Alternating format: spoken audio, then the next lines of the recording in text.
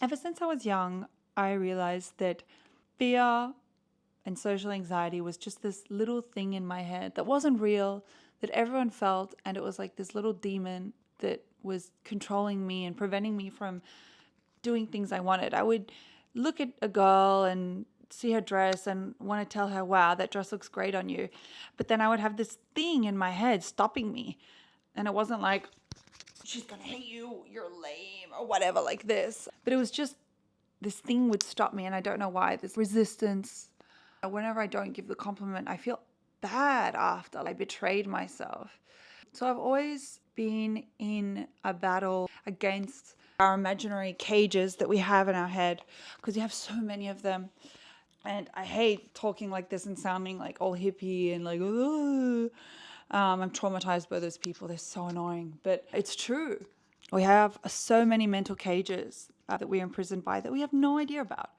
Anyway, so I remember since I was young, I always have fight back against that.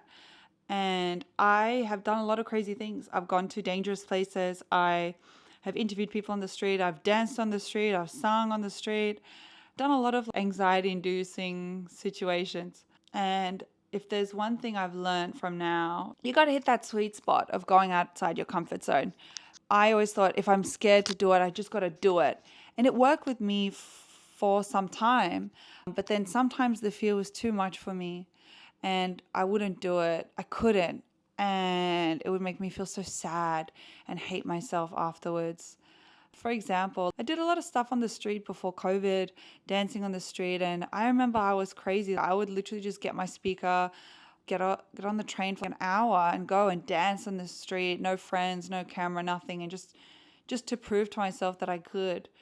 And I'm still working to get back there again.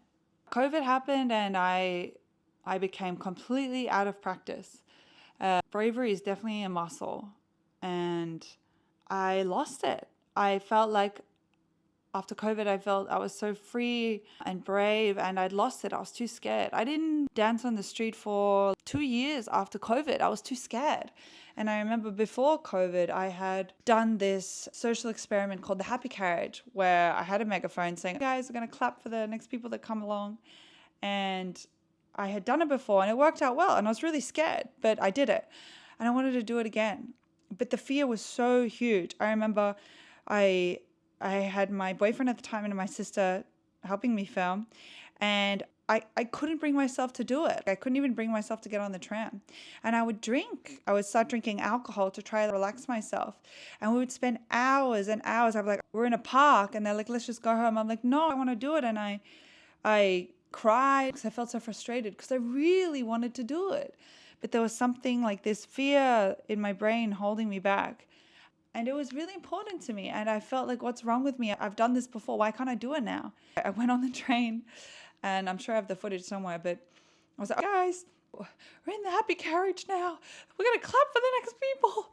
And wouldn't you know it, some people did clap, but it was so awkward and tense. It didn't feel right. And I could tell I made other people feel awkward as well. And then after, my sister and my boyfriend at the time were like, oh my God, you looked really tense. And I'm like, hey guys, we're going to clap for the next people. And I haven't done it since. That was years ago. I haven't done it since.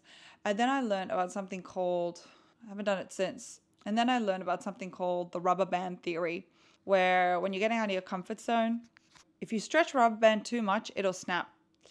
But if you do it too little, you can't even pull it. But if you do it just the right amount, you can pull it just enough.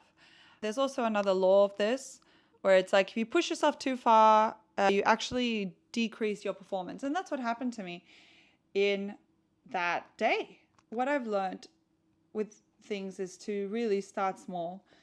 Your ego wants you to start big, wants you to do the big thing, but your body's not there yet. It's not ready. Just like when you go to the gym and you can't lift 100 kilos straight off the bat, your body's not ready. You want to. Your body's not there. You got to start small. You got to start with 5 kilos. You got to start with 10 kilos. Gotta go. I'll continue this later.